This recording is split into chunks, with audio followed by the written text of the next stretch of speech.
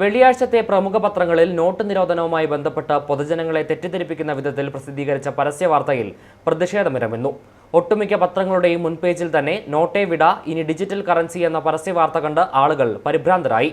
ഫെബ്രുവരി 1 മുതൽ കറൻസി നോട്ടുകൾക്ക് പകരം digital currency പ്രാബല്യത്തിൽ വരുമെന്ന വ്യാജ വാർത്ത സത്യമാണെന്ന് പല ആളുകളും തെറ്റിദ്ധരിച്ചു. പ്രമുഖ പത്രങ്ങളുടെ ആദ്യ പേജിൽ വെള്ളിയാഴ്ച പ്രസിദ്ധീകരിച്ചു വന്ന പരസ്യമാണ് ഇപ്പോൾ ചർച്ചാ വിഷയമായിരിക്കുന്നത്. ഇന്നത്തെ കാലഘട്ടത്തിൽ പത്രങ്ങൾക്ക് വലിയ സ്വാധീനമാണുള്ളത്. അവരുടെ അംഗീകാരം വാർത്തയുടെ വിശ്വാസ്യത വർദ്ധിപ്പിക്കുന്നതായിരുന്നു. എന്നാൽ നോട്ട് നിരോധനം പെട്ടെന്ന് വരുന്നു എന്ന വാർത്ത വളരെ ആശങ്കാജനകവും പലരെ വിഭ്രാന്തിയിലുമാക്കിയ ഒന്നായി തീർന്നു എന്നുള്ളതാണ് സത്യം. മാറ്റത്തോടുള്ള ഭയം മനുഷ്യർക്ക് സ്വാഭാവികമാണെങ്കിലും അത് പരസ്യക്കാർ ചൂഷണം ചെയ്തു വരികയാണ്. ഡിജിറ്റൽ കറൻസി എന്നത് ഒരു പുതിയ ആശയമാണ്. അതിനെക്കുറിച്ച് പലർക്കും വ്യക്തമായ ധാരണയില്ല. ഇത്തരത്തിലുള്ള വ്യാജ പരസ്യങ്ങൾ ജനങ്ങളുടെ കൂടുതൽ ശ്രദ്ധ ആകർഷിക്കാൻ വേണ്ടി മാത്രമാണെന്നാണ് പൊതുജനങ്ങൾ അഭിപ്രായപ്പെടുന്നത്. എല്ലാ പത്രങ്ങളിലും, ഒരു പത്രം ഒഴിച്ച് ബാക്കി എല്ലാ പത്രങ്ങളിലും വളരെ തെറ്റിദ്ധാരണജനകമായ വാർത്തയാണ്. നോട്ട് നിരോധനം വന്നതുപോലെ തന്നെ ഡിജിറ്റൽ കറൻസി ആകുന്നു എന്നൊക്കെ പറഞ്ഞ് വളരെ തെറ്റിദ്ധാരണപരമായിട്ട് കാശ് കിട്ടിയാൽ ഇത്രമാത്രം പത്രങ്ങൾ അധപതിക്കും എന്നുള്ളതിൻ്റെ തെളിവാണ്. കോടിക്കണക്കിന് രൂപ ജെയിൻ യൂണിവേഴ്സിറ്റി കൊടുത്തിട്ടുണ്ടാകും. അതിൻ്റെ പേരിൽ സാധാരണക്കാരെ തെറ്റിദ്ധരിപ്പിക്കത്തക്ക രീതിയിൽ മാർക്കറ്റിംഗ് ഫീച്ചർ എന്ന് പറഞ്ഞ് ഉറുമ്പെഴുതുന്നു. ഉറുമ്പിൻ്റെ അത്രയും വലിപ്പമുള്ള അക്ഷരത്തിൽ മാർക്കറ്റിംഗ് ഫീച്ചർ എന്ന് എഴുതിയിട്ടുണ്ടെന്നാണ് ഒരു പ്രമുഖ പത്രം അവകാശപ്പെടുന്നത്. പക്ഷേ ഇത്രയധികം പ്രതികരണങ്ങൾ ഉണ്ടായപ്പോൾ പിറ്റേ ദിവസം മാപ്പ് പറഞ്ഞ് അവർ തലയൂരുകയും ചെയ്തു. പക്ഷേ ആലോചിക്കേണ്ട ഒരു പ്രധാനപ്പെട്ട വസ്തുത, ഒരു യൂണിവേഴ്സിറ്റിയാണ് ഇതുപോലെ ചെയ്തിരിക്കുന്നത്. ഒരു യൂണിവേഴ്സിറ്റി വിദ്യാർത്ഥികൾക്ക് അറിവും ധർമ്മവും പകർന്നു കൊടുക്കേണ്ട ഒരു യൂണിവേഴ്സിറ്റി ഇത്രമാത്രം തെറ്റിദ്ധാരണജനകമായ ഒരു വാർത്ത കൊടുത്തിട്ട് ആളുകളെ പറ്റിക്കുകയായിരുന്നു. അപ്പോൾ യൂണിവേഴ്സിറ്റി ചെയ്തത് തെറ്റാണ്, മാധ്യമങ്ങൾ ചെയ്തത് തെറ്റാണ്. ഇത് പത്രത്തിൽ വന്നത് പരസ്യമാണോ വാർത്തയാണോ എന്ന് അറിയാൻ ഇനി ആ മുക്കും മൂല അരിച്ചു വായിക്കേണ്ടി വരും. ഇത്രമാത്രം നാണം കെട്ടൊരു പരിപാടി പത്രങ്ങളുടെ ഭാഗത്തുനിന്നുണ്ടായത് വളരെ മോശമാണ്.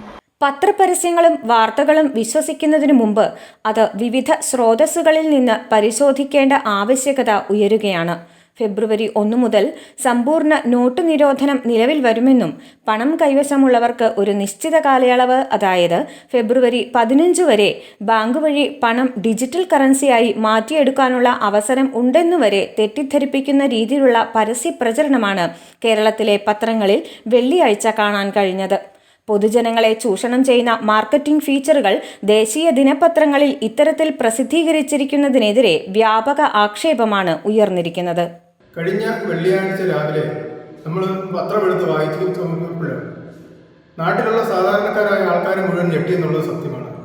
ആ ഞെട്ടിൽ നിന്നും കുറച്ച് ആൾക്കാരെങ്കിലും മുക്തരായത് മണിക്കൂറുകൾക്ക് ശേഷമാണ്.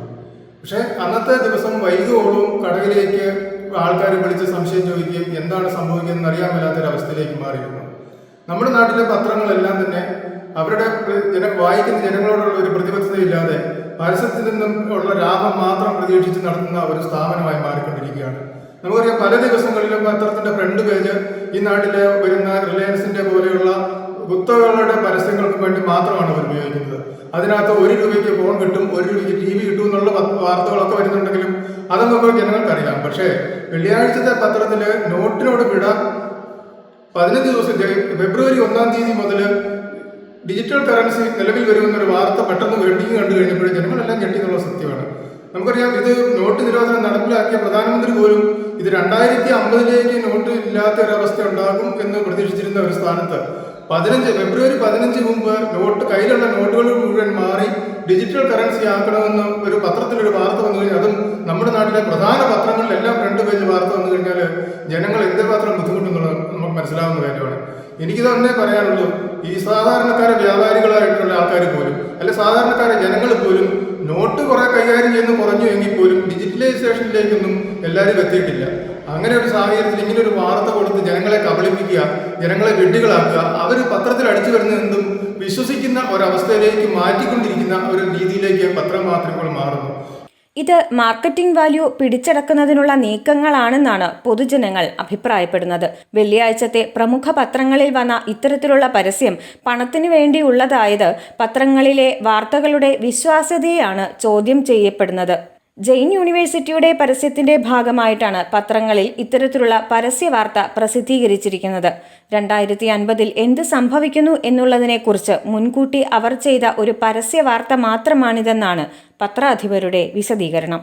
i4u news, Ettumanoor.